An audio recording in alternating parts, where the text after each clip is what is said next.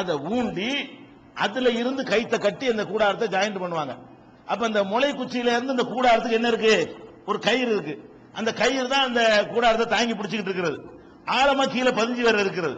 அப்ப அந்த மாதிரி என்ன செய்யுதான், பூமியில எந்த இடத்துல பேலன்ஸ் தேவை அதிகமா இருக்குமே, ஆனால் அந்த இடத்துல அந்த மலையை நிறுவி அந்த ஈர்ப்பு சக்தி இப்படி இப்படி இழுத்து விட்டுருது. இழுத்து அதை பேலன்ஸ் பண்ணுதுங்கிறான். அந்த மாதிரியான இல்லாம இருந்தால் அது பெரிய பாதிப்பு ஏற்பட்டு விடும் என்று விஞ்ஞானிகள் அது ஒரு பக்கம் சொல்றாங்க. இரண்டாவது என்ன சொல்றான்னு கேட்டா, இந்த பூமிக்கு கீழே பலவிதமான பளு உள்ள கணம் உள்ள பொருள்கள் இருக்கிறது. எல்லாம் ஒரே பொருள் உள்ளது இல்ல. தங்கத்துடைய கணம் வேற, இரும்புடைய கணம் வேற, களிமண்ணுடைய கணம் வேற, பாறையுடைய கணம் வேற, வண்டல் மண்ணுடைய கணம் வேற, சேருடைய கணம் வேற, இப்படி எல்லாமே கீழே இருக்குதுல்ல, ஒவ்வொரு அடுக்கடுக்கா இருக்கிறது. பல கணத்தில் இருக்கக்கூடிய நேரத்தில் அந்த உருண்டை வேகமா சுத்துதுன்னு வைங்க, அதுக்குள்ள பிணைப்பு இல்லாமல் இருக்குமே, ஆனால் சுழற்சியில குழப்பம் ஏற்பட்டு போயிடும். குழப்பம் ஏற்பட்டுருமா இல்லையா? அதாவது கனமான பொருள் என்ன செய்யும்? வேகமாக இருக்கும். லேசான பொருள் வேகமா சுத்தும், கனமான பொருள் லேசா சுத்தும். லேசா சுத்தும் என்னவாயிரும்? இது இப்படி சுத்த அது அப்படி சுத்த மாதிரி பூமிக்குள்ளேயே ரெண்டு குழப்பம் ஏற்பட்டு போயிடும். அப்போ ஏற்படக்கூடாது. இந்த இருக்குன்னு வைங்களேன், இதுக்கு மேல ஒரு பேப்பரை நான் வைக்கிறேன், வச்சு என்ன செய்யறேன், வேகமா தள்ளி விட்டேன். என்னவாகும்? இது பேப்பர் இங்கிட்டு வரும், பேப்பர் இப்படி வந்து அது அங்கிட்டு போயிடும். இப்படி தள்ளும் போதே பேப்பர் இங்கிட்டு வந்துருங்க. நான் இதை வேகமா இப்படி தள்ளுனாலேயே என்ன வந்துடுறேன், இது அங்கிட்டு போயிடும், இது இங்கிட்டு போயிடும். ஏன்? இது கணம் கூட, இது கணம் கம்மி. கணம் கூடவும் கணம் கம்மியா உள்ள பொருளை ஒரே பக்கம் தள்ளி விட்டோமே, ஆனால் இதனுடைய சக்திக்கு அதனுடைய சக்திக்கும் வித்தியாசம் ஏற்பட்டு கனத்த பொருள் அங்கிட்டு ஓடும், லேசான பொருள் இங்கிட்டு வந்துடும். அப்ப கீழே தங்கம் இருக்குன்னு வச்சுக்கிறீங்களேன், மேல மண் இருக்குது. அப்ப தங்கத்துல வேகமான லேசா சுத்தம் கணம் இருக்கிறதுனால மண்ணு லேசா சுத்தின்னு வைங்க, அது ரெண்டுக்கும் பேலன்ஸ் கிடைக்காது. அப்ப என்ன பண்ணணும், இது தள்ளி விடும்போது ரெண்டு ஒன்னாவது போனா என்ன செய்யணும், ஒரு ஆணி வச்சு அரைஞ்சு விட்டணும். ரெண்டையும் தள்ளி விட்டா பேப்பர் அதோட சேர்ந்து போயிட்டு இருக்குமா இல்லையா? சமமா போகுமா இல்லையா? அப்ப இவன் என்ன செய்யறான், அந்த மலைகள் என்ன செய்யறான், பல்வேறு வேறுபாடுகள் கொண்ட அடுக்குகள் பிளந்து விடாமல் இருப்பதற்காக வேண்டி அங்கங்க போட்டு எல்லாம் இறுக்கி வச்சு போடுறான் மலையை கொண்டே. அப்ப அந்த இடத்துல அந்த ஒன்னா சேர்த்து சுத்துது. கணக்கு கூட கூட இருந்தா கூட ஒரு ஆணியை வச்சு ஒரு அரைஞ்ச பிறகு இப்படி கனத்த பொருளையும் லேசான பொருளையும் ஆணியை வச்சு அரைஞ்ச பிறகு ஒரே மாதிரியாக அது இயங்குமோ அந்த மாதிரி அமையுதுன்னு சொல்லி இப்ப கண்டுபிடிச்சு சொல்றான். இப்ப இதை பற்றி அல்லாஹ் பேசும்போது எப்படி சொல்றான்னு ஆச்சரியமா இருக்கிறது. குர்ஆன்ல அல்லாஹ் சொல்றான், அலம் யஜாலில் அர்ல மிகாதன், பூமியை தொட்டிலாக நாம் ஆக்கவில்லையா? அதுவே ஒரு அறிவியல் தான். தொட்டில அப்படி ஆக்கியிருக்கிறான். சூரியன் பிடிச்ச உங்களை இழுக்குதுல, அப்படி அந்த இடத்துல நிக்குது. சூரியன்ல இருந்து ஒரு கயிறு கட்டி பூமி தொங்க கூடப்பட்ட மாதிரி தொட்டில் அப்படித்தானே இருக்கு, அப்படி ஆடும்ல. அதே மாதிரி அரைவட்டம் போடுதா இல்லையா? அந்த மாதிரி என்ன செய்யறோம், நம்மளும் சூரியன்ல இருந்து இழுக்கப்பட்டு பூமி தொட்டில் தான். அது தொட்டில் கயிறு, கண்ணுக்கு தெரியாத கயிறு இருக்குது, அதை விட்டுருங்க, அது டாபிக் இல்ல. பூமியை நாம் தொட்டிலாக ஆக்கவில்லையா? ஒல்ஜிபால அவுத்தாதா, மலைகளை முளைகளாக நாம் அறையவில்லையான்னு கேட்கலாம். இவங்க என்ன வார்த்தையை யூஸ் பண்றாங்களோ விஞ்ஞானிகள், மலைகளுடைய தன்மை எப்படி என்றால், கீழையும் அது ஒரு வேலை செய்வதற்காக தன்னுடைய வலுவை காட்டுகிறது, சைட்லையும் முடிச்சு இழுத்து கூடாரத்தை நிறுத்துகிறது. அதே மாதிரி இந்த மலைகள் கீழையும் பலவிதமான வேறுபாடு உள்ள அடுக்குகளை ஒன்றாக இணைக்கிறது, மேலையும் அந்த இடத்துல ஈர்ப்பு சக்தியை கொஞ்சம் அதிகப்படுத்துகிறது. அந்த குறிப்பிட்ட இடத்துல ஈர்ப்பு சக்தி அதிகமா இருக்கும், அது அந்த அல்லாஹ் கணக்கு மெஷர்மெண்ட் பண்ணி இந்த இடத்து பேலன்ஸ் சரியில்லை, இங்க கொஞ்சம் ஈர்ப்பு சக்தி ஜாஸ்தி ஆக்கணும் அல்லாஹ் பண்ணி வச்சிருக்கிறான். அது இல்லைன்னு சொன்னா மழை பூமியில அதிகமான இப்ப இருக்கிறத தாண்டி நிலச்சரிவுகள்லாம் ஏற்பட்டுரும். இப்ப இருக்கிறத விட கூடுதலான பூகம்பங்கள்லாம் ஏற்பட ஆரம்பிச்சு விடும். அது எங்க இருக்குது? 78வது சூறாவுல 7வது வசனம், 79 32, 13 3, 15வது சூறாவுல 19வது வசனம், 27வது சூறாவுல 61வது வசனம், 50வது அத்தியாயத்தில் 7வது வசனம், 77வது அத்தியாயத்தில் 27வது வசனம், இத்தனை இடத்துல எல்லாம் சொல்லி காட்டினா மலைகளை நாம் முளைகளாக நிறுவி இருக்கிறோம் அப்படிங்கிறான். அதோடு மட்டும் இல்ல, இன்னொரு இடத்துல எல்லாம் சொல்லி காட்டுறான், வால்காஃப் இல்லாத ரவாசியான் தமிழபிக்கும், உங்களை பூமி அசைத்து விடாமல் இருப்பதற்காக பூமியில நான் நங்கூரத்தை பாய்ச்சிருக்கிறேன். இந்த உங்களை இந்த மலைகளை நான் நிறுவல என்று சொன்னா என்ன, உங்களை ஆட்டங்கான வச்சிருக்கேன், ஒழுங்கா அந்த பூமி சுத்தாது, நான் பேலன்ஸ் பண்ணி இருக்கிறேன் என்ற அந்த வாசகத்தை ரொம்ப கஷ்டப்பட்டு விஞ்ஞானிகள் கண்டுபிடிச்ச ஒரு விஷயத்தை ரொம்ப அற்புதம், ரொம்ப ரொம்ப சாதாரணமான ஒரு அடிப்படையில் சொல்லி, இது அல்லாஹ்வுடைய வார்த்தை. இது எப்படி முகமதுக்கு தெரியும்? சொன்ன விஷயங்கள்லாம் சூரியன்ல இழுக்கக்கூடிய சக்தி இருக்கு, பூமியில இழுக்கிற சக்தி இருக்குது, காத்து இழுத்து பிடிச்சி நிப்பாட்டி வச்சிருக்கிறது, நம்ம அதோட வேகத்தில் சுத்தி கொண்டிருக்கிறோம். இதையெல்லாம் எப்படி 1400 வருஷத்துக்கு ஒருத்தர் சொல்ல முடியும்? எவன் படைச்சான்னு அவனை தான் சொல்ல முடியும்.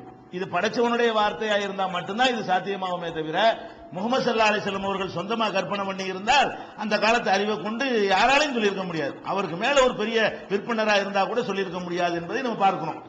அடுத்து இப்ப நம்ம மழை பெய்யுது, நம்ம மழையை அனுபவிக்கிறோம்.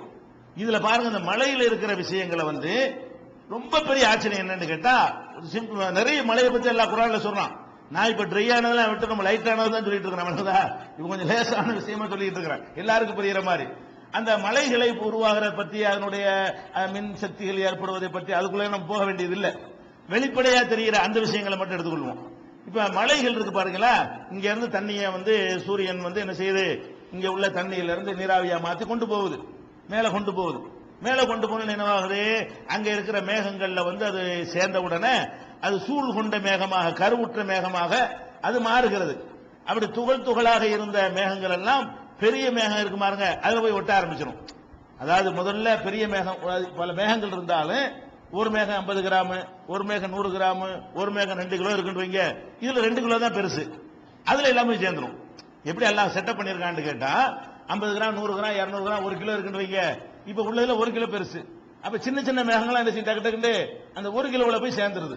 அந்த 1 கிலோவுக்கு அதுல இரும்பு சக்தி கூட அதுல போய் சேர ஆரம்பிச்சிடும். இப்படி தண்ணீர் மேகங்களோட சேர்ந்து அதுல போய் திரளுது. எப்படி திரளுதுங்கிற விஞ்ஞானி சொல்றான்னு கேட்டா, இப்படி ஒன்னா திரண்ட உடனே ஆலங்கட்டிங்கிறாங்கல்ல, ஆலங்கட்டினா உருண்டை உருண்டையா கட்டி கட்டியா இருக்கு, ஐஸ் கட்டி மேயுமே. ஆலங்கட்டி மலைன்னு கேள்விப்பட்டிருக்கீங்களா, பார்த்திருக்கீங்களா? சில ஊர்களில் பெய்யும், தண்ணியை பெய்யாம என்ன செய்யும், சமயங்கள்ல கட்டிய பனிக்கட்டியா விழுந்துரும். அப்ப அந்த மாதிரி என்ன செய்யுதுன்னு கேட்டா, இப்ப நம்ம பிரிட்ஜில் ஒரு குவளையில தண்ணி ஊற்றி வச்சோன்னு வைங்க, மொத்த தண்ணியும் சேர்ந்து ஒரு கட்டியா தானே வரும். ஒரு டம்ளர்ல அப்படி டம்ளர் அச்சிலேயே அப்படி ஒடியாந்துரும். என்ன வடிவத்தில் நீங்க வைக்கிறீங்களோ அந்த மாதிரி தானே இருக்கு. இது அப்படி ஐஸ் ஆகுறது இல்ல. அது ஐஸ் ஆகுது, எப்படி ஐஸ் ஆகுதுன்னு கேட்டா, தனித்தனி கோழி குண்டா ஐஸ் ஆகுது.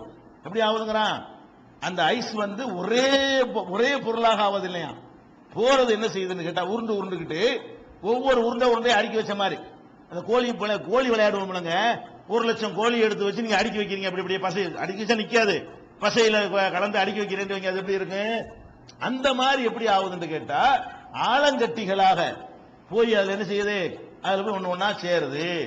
சேர்ந்து என்ன செய்யுதுன்னா செங்குத்தாக மேலே ஏறுது. செங்குத்தா என்ன செய்யுது, மேலே ஏறுது. அப்படியே மலை போலவே, இந்த பூமியில மலை இருக்கு பாருங்க, அந்த மாதிரி மலையை பத்தி பேசணும்ல, அந்த மலை மாதிரியே அது என்ன ஆகுதுன்னா, இப்படி மலை எப்படித்தானே இருக்கு, மேல கூம்பாகவும் கீழே விரிஞ்சும் இருக்குதுல, அதே மாதிரி இந்த மேகம் எப்படி மேல அமையுது என்று கேட்டால், அப்படி சேருது. எப்படி சேருது, ஆலங்கட்டியா சேர்ந்து உயர போக இப்படியே என்ன செய்யுது, கூம்பாக ஒரு மலை மாதிரி எல்லாம் வந்துருது.